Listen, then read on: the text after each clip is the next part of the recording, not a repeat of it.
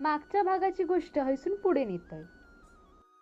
पानकुल जुव्याच्या कुशीत रुजी पाषाण स्वरूपात असलेला पुरातन देवस्थान म्हणजेच वाडोळेश्वर देवस्थान. ह्या जागृत देवस्थान नवसाक पावणारो देव आणि इकडचे लोक श्रद्धेन या देवाक खूप मानतात. ह्यो देव हैल्या लोकांचो राखणदार आणि संरक्षक मानलो जाता.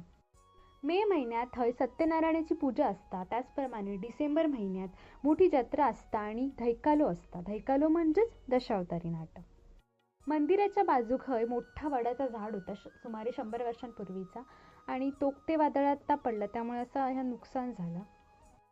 हयले लोक मेहनतीने आपला व्यवसाय करतात. पर्यटकही भरपूर येतात आणि बेटाचं सौंदर्य सर्वांचा मन जिंकून घेतात. मात्र वास्तव असं असा की सरकारी सोयीसुविधांचा लाभ आजही इथल्या लोकांपर्यंत पुरेसो पोचलेलो नाही. हय थांबतोय, पुढच्या भागात पुन्हा भेटू.